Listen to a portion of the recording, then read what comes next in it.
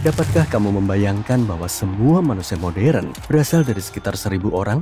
Sekitar 800.000 hingga 900.000 tahun yang lalu, hampir semua nenek moyang kita lenyap, menyisakan sekitar 1% dari populasi. Jadi, apa yang sebenarnya terjadi? Bumi sering mengalami siklus glasial, sesuatu yang kita sebut sebagai zaman es. Di masa lalu, zaman es cukup ringan dan terjadi secara teratur, sekitar setiap 41.000 tahun. Zaman es terjadi karena sumbu bumi. Planet kita agak miring, itulah sebabnya porosnya tidak lurus ke atas. Selama ribuan tahun, kemiringan ini telah berubah sedikit. Pergeseran yang sangat kecil ini benar-benar mengubah jumlah sinar matahari yang kita terima, terutama di kutub, dan menyebabkan periode dingin atau hangat yang sangat kuat. Sekitar 2,6 juta tahun yang lalu, ketika manusia purba mulai menetap di bumi, zaman Pleistosen dimulai. Itulah era yang secara tradisional kita sebut sebagai zaman es, seperti yang ada di film-film. Lapisan es besar menutupi sebagian wilayah Amerika Utara, Eropa, dan Asia. Tidak selamanya es berada di mana-mana sepanjang waktu. Siklus glasial ini datang dan pergi, dan terkadang lapisan es mencair untuk sementara waktu. Namun secara keseluruhan, keadaan masih jauh lebih bersalju dan lebih dingin dibandingkan dengan sekarang. Kita masih bisa melihat buktinya di masa lalu. Gletser-gletser itu mengukir lembah dan meninggalkan beberapa hal yang mengagumkan, seperti moraina dan fjord. Dan karena permukaan laut sangat rendah, sebagian besar dunia adalah daratan. Hal ini memungkinkan manusia dan hewan melakukan perjalanan antar benua dan menyebar kemana-mana. Saat itu adalah masa megafauna. Kamu semua tahu tentang hal ini dari film. Mamut berbulu, kucing bergigi tajam, kungkang raksasa, dan mastodon. Nenek moyang kita bersenang-senang berburu semua raksasa itu. Manusia tidak berasal dari satu garis keturunan. Tidak seperti monyet yang perlahan-lahan berubah menjadi manusia. Kita juga terdiri dari banyak spesies, Homo erectus, Neanderthal, dan seterusnya. Tapi hanya satu spesies, Homo sapiens, yang bertahan dan berubah menjadi manusia modern. Kondisi yang keras memaksa mereka untuk menjadi lebih pintar. Mereka belajar membuat peralatan, pakaian, dan tempat berlindung untuk bertahan hidup. Mereka menjadi pemburu pengumpul dan menemukan api yang ternyata sangat berguna selama zaman es. Menurutmu? Tapi mereka tidak tahu perubahan mengerikan apa yang akan terjadi.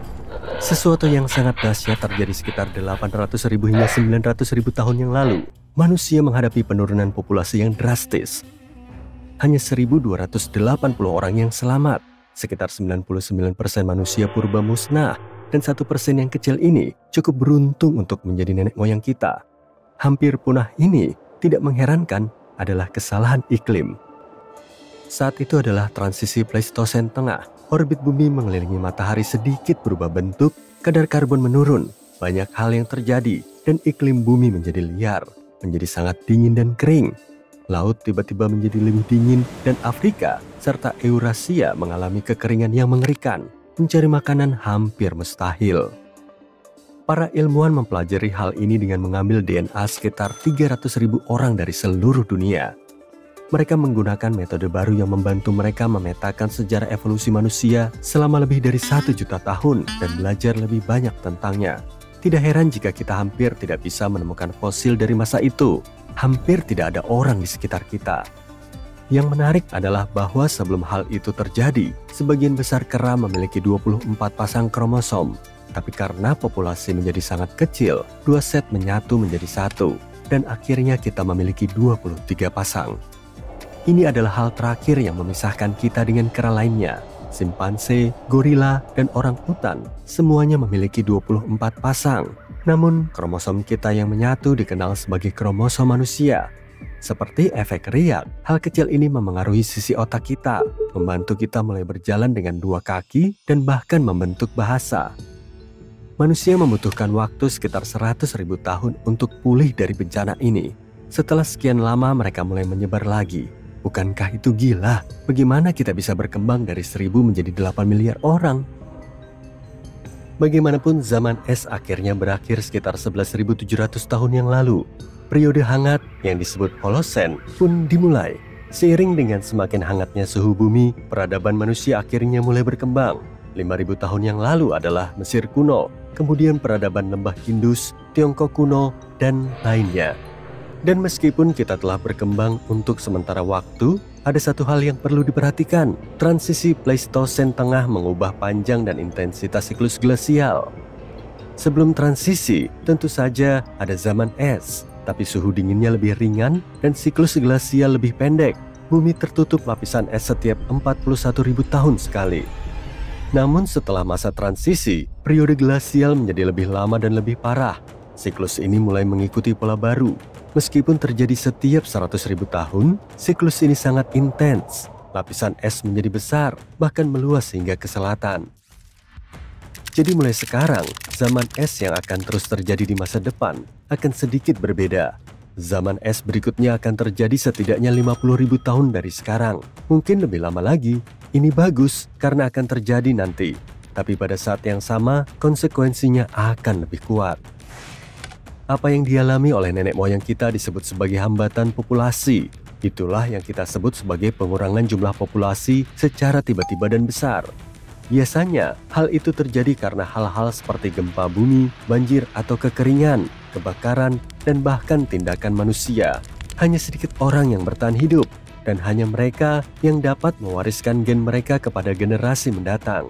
Dan kita memiliki banyak hambatan seperti itu dalam sejarah. Spesies modern kita, Homo sapiens, awalnya hidup di Afrika, sekitar 60 hingga 80.000 tahun yang lalu. Sekelompok kecil dari mereka meninggalkan Afrika dan menyebar ke seluruh dunia. Namun itu bukan karena keinginan sendiri. Mereka harus pindah ke suatu tempat karena kekeringan dan masalah iklim yang sangat besar di Afrika pada saat itu. Mereka harus mencari makanan dan menemukan tempat baru untuk hidup. Mereka melakukan perjalanan melalui Timur Tengah, pindah ke Eropa dan Asia, dan akhirnya mencapai Australasia dan Amerika. Mereka dengan cepat menetap di berbagai benua dan mulai berbaur dengan spesies lokal yang mirip manusia, seperti Denisovan dan Neanderthal. Namun ada sebuah masalah. Awalnya spesies Afrika sangat beragam secara genetik, tetapi karena hanya sebagian kecil dari mereka yang memutuskan untuk pindah, mereka hanya membawa sekelompok gen yang beragam. Sayangnya, hal ini menyebabkan hambatan bagi semua orang. Spesies yang mirip manusia dari belahan dunia lain menjadi kurang beragam secara genetik.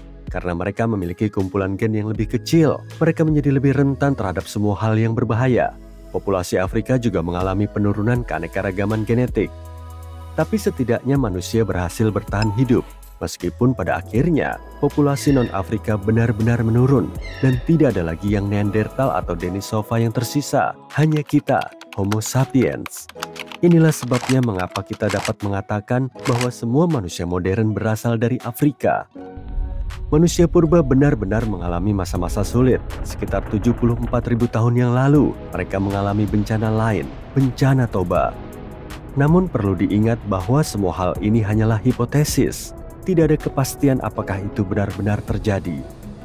Pada dasarnya, para ilmuwan berpikir bahwa mungkin telah terjadi letusan gunung berapi super di Danau Toba di Sumatera, Indonesia. Gunung berapi yang menggila ini merupakan bencana besar bagi iklim bumi dan manusia. Letusan ini merupakan salah satu peristiwa gunung berapi yang paling dahsyat dalam 2 juta tahun terakhir.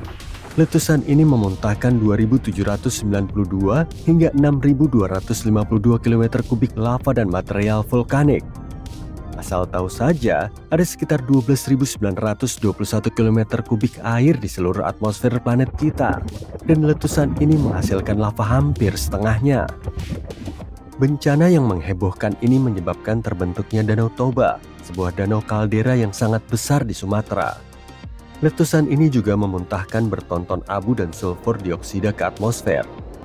Hal ini menyebabkan apa yang disebut musim dingin vulkanik, yang berarti meskipun sebenarnya bukan musim dingin, suhu turun dan planet ini membeku karena semua awan abu ini menghalangi sinar matahari untuk mencapai bumi. Peristiwa ini mempengaruhi pola iklim selama bertahun-tahun hingga puluhan tahun. Hal ini juga kemungkinan besar mempercepat datangnya siklus glasial berikutnya. Untungnya, manusia sangat pandai bertahan hidup. Populasi manusia di seluruh dunia berkurang menjadi beberapa ribu orang lagi, dan mereka masih bisa mengatasinya.